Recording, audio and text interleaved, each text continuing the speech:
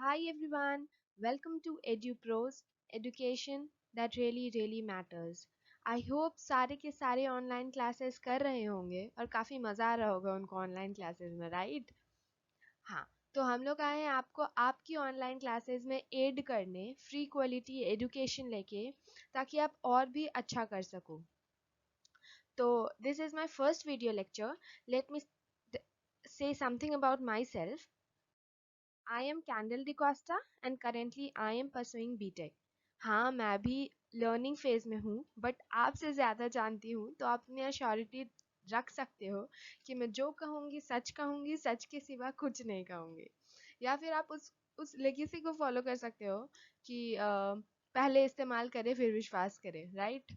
I'll be taking your physics 9th over here. I'll be starting with Newton laws of motion because मैं मान के चल रही हूँ कि मोशन आपने अभी तक कंप्लीट कर रखा होगा, मगर मैं उसको एज रिवीजन इसके साथ कराती जाऊंगी क्योंकि दोनों चैप्टर बहुत ज़्यादा रिलेटेड है. अगर आपको मोशन नहीं समझ में आया होगा तो इसमें आप समझ जाओगे. तो आप ज़्यादा से ज़्यादा व्यूज़ देने की कोशिश करो ताकि मैं 10th का भी बेड़ा उठा पाऊँ. Okay, so let's start. मैं स्टार्ट करने वाली हूँ आज force and laws of motion. आज बहुत ज़्यादा बेसिक क्लास होने वाला है. It's just a test video कि सब सही से हो रहा है कि नहीं, आप तक वीडियो पहुंच रही है, कैसे पहुंच रही है, आपको कैसा लग रहा है, इनिशिएटिव कैसा है. तो आप इस वीडियो को चेक करो, इस यूट्यूब चैनल को चेक करो जाके, और जल्दी से सब्सक्राइब बटन प्रेस करके आओ. सो यहाँ पे हम लोग क्या डिस्कस करना करेंगे आज. Let me scribble something. आज नहीं, this is basically the content जो आने वाले कुछ दिनों में we have to complete in force and laws of motion. तो सबसे पहले हम लोग इंट्रोडक्शन की बात करेंगे. इंट्रोडक्शन में बेसिकली हम लोग डिस्कस करेंगे कि force and laws of motion या फोर्स के बारे में हम लोग क्यों पढ़ते हैं और ये मोशन से किस तरीके से रिलेटेड है. उसके बाद in the second one will read the force. Actually मैंने द का इस्तेमाल क्यों किया है ये लोग वही समझेंगे जो आर्टिकल ढंग से पढ़ रखा होगा, जिन्होंने द और अ के बीच का डिफरेंस जिन्हें अच्छे से पता होगा. तो या will be discussing force and its types. उसके बाद आता है laws of motion. Laws of motion को मैं प्रिफर करती हूँ कि मैं फर्स्ट, सेकेंड और थर्ड की बजाय कुछ इस तरीके से याद रखूं. Inertia, second momentum, in action and reaction, ताकि इसके अंदर का कंटेंट मेरे दिमाग में हर समय आ जाए जब जब मैं इन लॉज ऑफ मोशन के बारे में सोचूं. उसके बाद आता है the last topic is conservation. Conservation is at most important topic. ये खुद में एक अच्छा टॉपिक है और ये पढ़ने में बड़ा ही मजा आएगा आप लोगों को. फोर्स के बारे में पढ़ना. Why is it necessary to read about force, to study about force? Force is a very universal thing. हर एक चीज, अच्छा आपने ये तो पढ़ा होगा कि हर एक चीज जो आपकी मदद करे, आपका काम आसान करे, इज मशीन. अब उस मशीन को डिराइव कौन करता है? उस मशीन को कुछ फोर्सेस डिराइव करती हैं. जिस स्क्रीन पे आप ये वीडियो देख रहे हो उसके भी अंदर कुछ इंटरनल फोर्सेस हैं जिसकी मदद की वजह से आप इस स्क्रीन पे ये सब स्क्रिबल होते हुए, ये सब पढ़ते हुए देख पा रहे हो. द सीलिंग, द फैन और योर सीलिंग, ये सारी चीज़ें किसी ना किसी फोर्स के द्वारा, किसी ना किसी फोर्स की वजह से ही चल पा रही हैं और आपको यूज़ दे पा रही हैं. इस वजह से फोर्स के बारे में पढ़ना इज़ वेरी नेसेसरी. फोर्स को विजुअलाइज करना, फोर्स को समझ लेना इज़ वेरी इंपॉर्टेंट. इतनी ज़्यादा प्यारी चीज़ है, इतनी ज़्यादा ब्यूटीफुल चीज़ है कि अगर आप आगे साइंस लेते हो, बच गए तो ऑफ कोर्स आपको फोर्स के बारे में पढ़ना होगा. और अगर आपने अभी बहुत अच्छे से पढ़ लिया होगा तो आपको आगे जाके और भी ज़्यादा मज़ा आने वाला है और कभी दिल नहीं उठेगा इन सब चीज़ों से. तो लेट्स स्टार्ट. सबसे पहले हम लोग डिस्कस करेंगे reason of motion. Reason of motion is basically पिछले चैप्टर में आप लोगों ने पढ़ा होगा. अगर नहीं भी पढ़ा है तो यहाँ पे मैं रिवीजन कराते हुए चल रही हूँ ताकि आपको दोनों चैप्टर्स अच्छे से क्लियर हो जाएं. तो मोशन में आपने बहुत सारी चीज़ें पढ़ी है, राइट? आपने पढ़ा होगा वेलोसिटी, पढ़ा होगा आपने डिस्टेंस, पढ़ा होगा आपने डिस्प्लेसमेंट, पढ़ा होगा आपने स्पीड, पढ़ा होगा, और बहुत जगह अच्छे से ग्राफ भी पढ़ाई जाती है. हालांकि आपका इनिशियल फेज है तो ग्राफ शायद बहुत अच्छे से समझ में आया हो. मैं कोशिश करूंगी मैं उसको एक आध क्लास में ले पाऊँ. हाँ, तो वो हर चीज़ जो मोशन के पीछे का रीज़न है is related to force. Okay, अब इस बंदे को देख लो. ये बंदा अभी बॉल कैच कर रहा है, राइट? बॉल कैच करने के लिए इसने कुछ शील्ड का यूज किया है. This shield is called gloves, I no.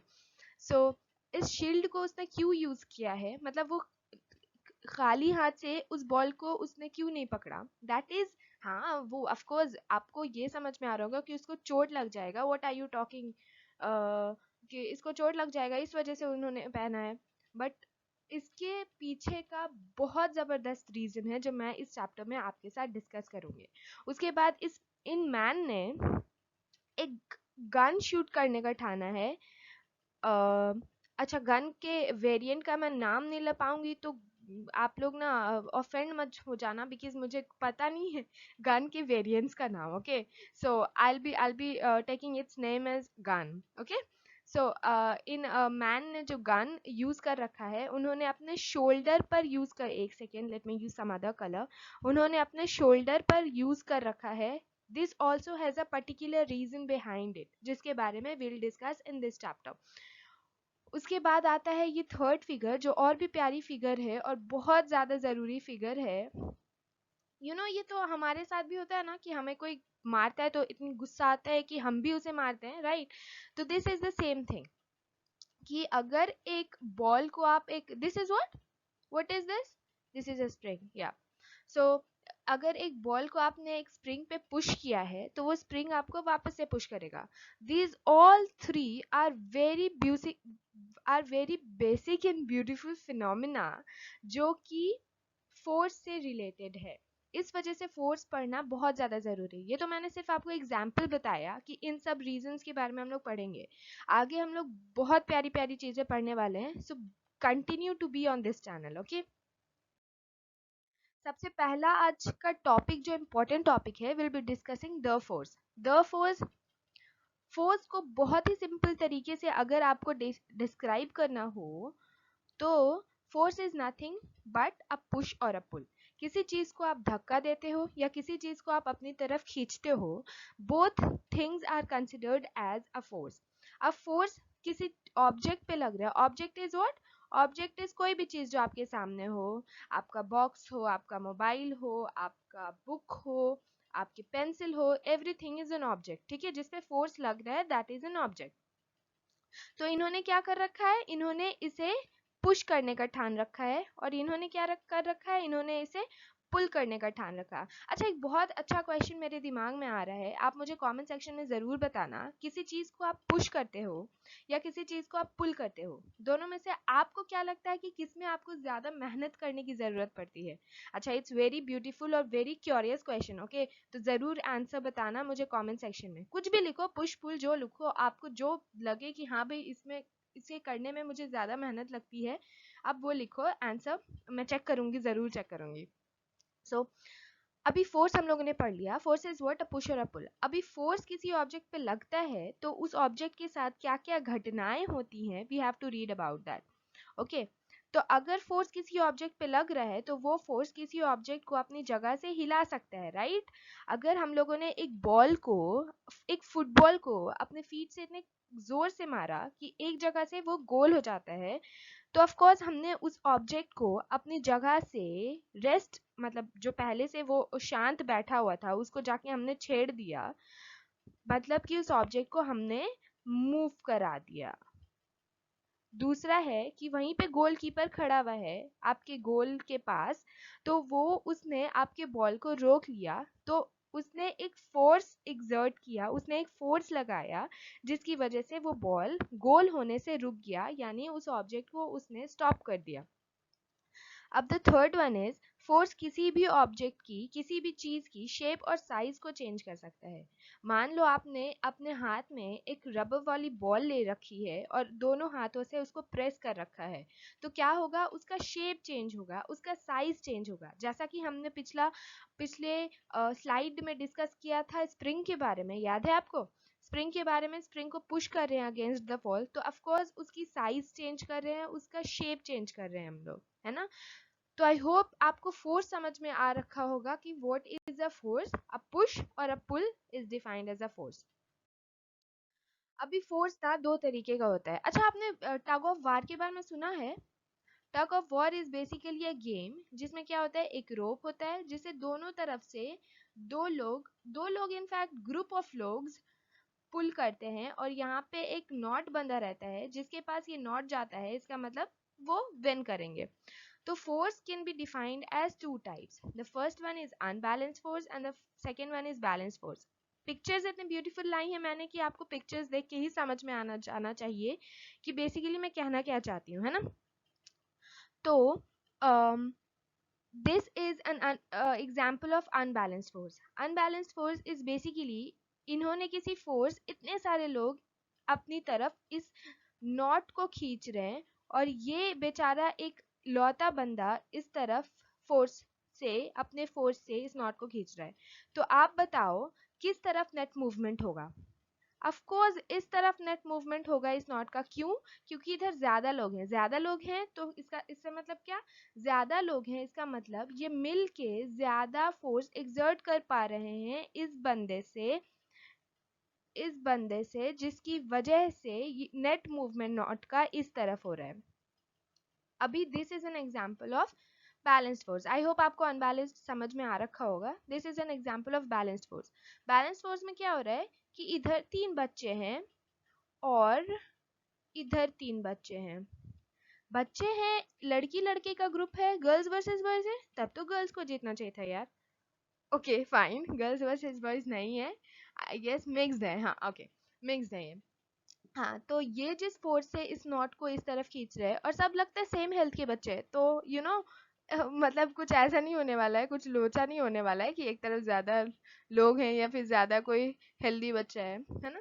तो ठीक है, इस तरफ अगर मान लो किसी फोर्स F से खींच रहे ये सारे बच्चे, इस तरफ मान लो सपोज करो कि किसी फोर्स F डैश से खींच रही है 3 बच्चे और ये नॉट मूव ही नहीं कर रहा है, तो आप लोग क्या बोल सकते हो कि F और F डैश दोनों बराबर है। ये समझ में आया? जिस फोर्स से ये 3 बच्चे अपनी तरफ इस नॉट को खींचने की कोशिश कर रहे हैं, that is my F, and जिस फोर्स से ये 3 बच्चे अपनी तरफ इस नॉट को खींचने की कोशिश कर रहे हैं, that force is F dash. अभी मैं बोल रही हूँ कि नॉट मूव ही नहीं कर रहा है अपनी जगह से, मतलब ना इधर जा रहा है, ना राइट साइड जा रहा है, ना लेफ्ट साइड जा रहा है। अच्छा, राइट लेफ्ट उल्टा कर दिया क्या मैंने? अरे होता है यार, सॉरी, उसके लिए माफ कर देना। ओके, ना राइट साइड जा रहा है ना लेफ्ट साइड, ओके, ना राइट साइड जा रहा है ना लेफ्ट साइड जा रहा है। इसका मतलब क्या कि ओवरऑल जो फोर्स इन लोगों ने एक दूसरे पे एग्जर्ट किया है वो बराबर है।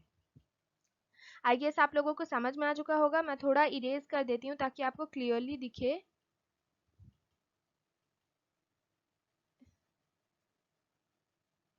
तो आप समझ गए होंगे बैलेंस्ड और अनबैलेंस। हालांकि मुझे लगता है आप पिक्चर से ही समझ गए होंगे, इतना ज़्यादा स्मार्ट बच्चे हैं आप लोग कि पिक्चर ही से समझ गए होंगे। तो बेसिकली अनबैलेंस्ड फोर्स इसका मतलब कि किसी भी ऑब्जेक्ट का नेट मूवमेंट हो रहा है, और बैलेंस्ड फोर्स मतलब किसी भी ऑब्जेक्ट का मूवमेंट ही नहीं हो रहा है, वो शुरू में जिस जगह पे था वो उसी जगह पे बाद में भी रह गया।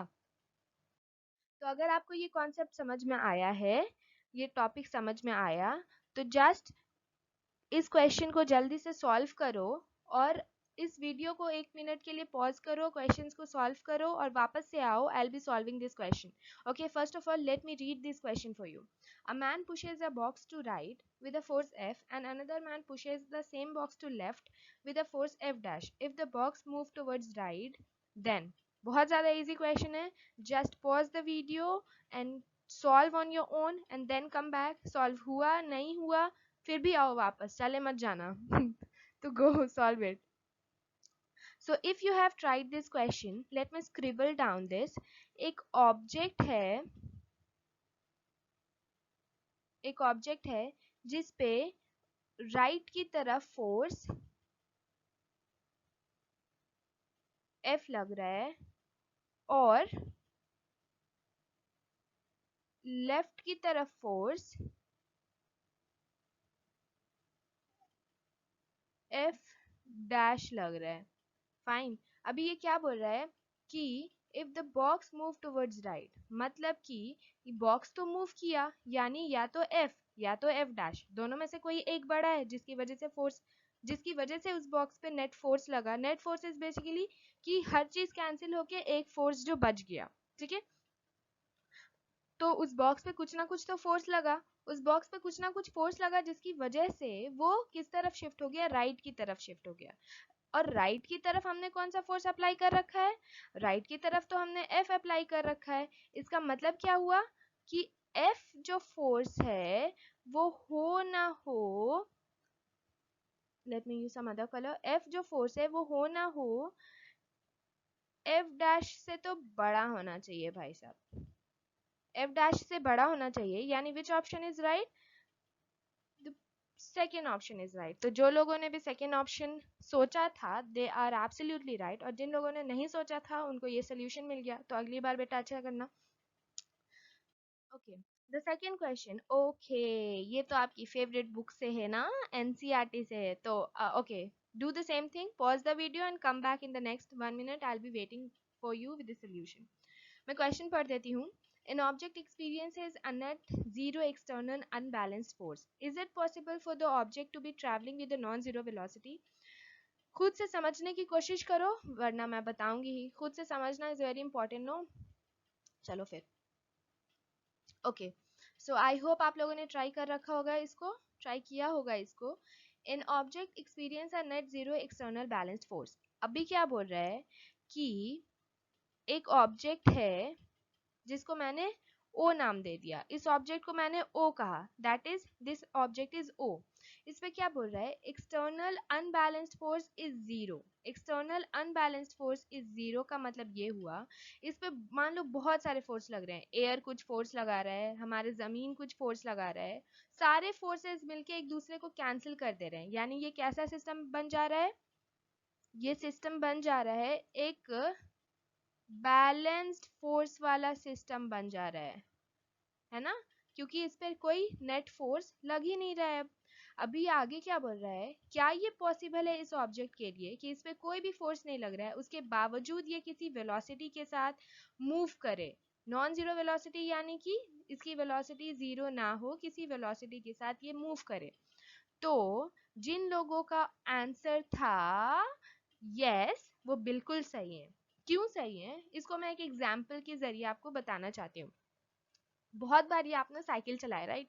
ऑफ कोर्स आप मास्टर हो साइकिल चलाने में, आई नो। सो बहुत बार ये आपने रोड पे साइकिल चलाया और एकदम स्पीड पे साइकिल को लाके पैडल चलाना छोड़ दिया, तो साइकिल रुक जाती है क्या? हाँ, साइकिल नहीं रुकती है, साइकिल थोड़ी दूर पे जाके रुकती है। क्यों रुकती? और हालांकि हम लोगों ने तो उस पर और कोई फोर्स नहीं लगाया, क्योंकि उस पे कुछ पहले से फोर्स था, अभी आपने उस फोर्स को बंद कर दिया, उसके बावजूद साइकिल चल रही है। इसका बहुत अच्छा सा रीजन है जो आने वाले चैप्टर्स में मैं आपसे डिस्कस करूंगी, हालांकि ये आपके यूज का नहीं है, बट मैं हर हाल में डिस्कस करूंगी, इसलिए मैंने ये क्वेश्चन लाया था। तो एनसीईआरटी को बनाना मत भूलना। NCERT also covers a very good question का सैम्पल। सो इसका आंसर यस है। ऑफ कोर्स आपने जो एग्जाम्पल मैंने दिया, of course it's very easy, तो आपने ज़रूर समझा होगा कि साइकिल चलाते चलाते आप छोड़ देते हो, उस साइकिल पे कुछ भी फोर्स नहीं लगा रहे हो, उसके बावजूद वो साइकिल मूव कर रही है। इसका मतलब कि मेरे पास कोई भी फोर्स नहीं है, बैलेंस्ड फोर्स, एक ऑब्जेक्ट, साइकिल मेरी ऑब्जेक्ट है, ओके, बैलेंस्ड फोर्स उस साइकिल पे मैंने लगाया, उसके बावजूद साइकिल मूव कर रही है ना? तो वो किसी ना किसी नॉन जीरो वेलोसिटी के साथ मूव कर रही है। तो आज का जो टॉपिक है यहीं पे ख़त्म करते हैं, आज का सेशन यहीं पे ख़त्म करते हैं। ये कुछ होमवर्क क्वेश्चंस है आपके लिए, आप इनका स्क्रीनशॉट ले लो और कमेंट सेक्शन में मुझे जल्द से जल्द बताओ इसके आंसर्स। मैं अपने हर वीडियो में 2 दिन का गैप रखना चाहती हूँ ताकि आपको होमवर्क क्वेश्चंस सॉल्व करने का भी टाइम मिल जाए और सारे टॉपिक्स जो मैंने आपको बताया उसको इनगल्फ करने का भी टाइम मिल जाए।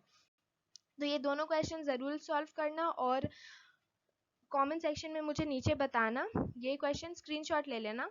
This is the first question, this is the second question. दोनों ही क्वेश्चन बहुत ज़्यादा इजी हैं, दोनों ही क्वेश्चन मोशन से हैं। तो नहीं समझ में आए तो बताना, कमेंट सेक्शन में बताना मुझे। I will be solving this. मैं चेक करूंगी कि इसके आंसर सबसे पहले आ रहे हैं, तो जल्द से जल्द सॉल्व करने की कोशिश।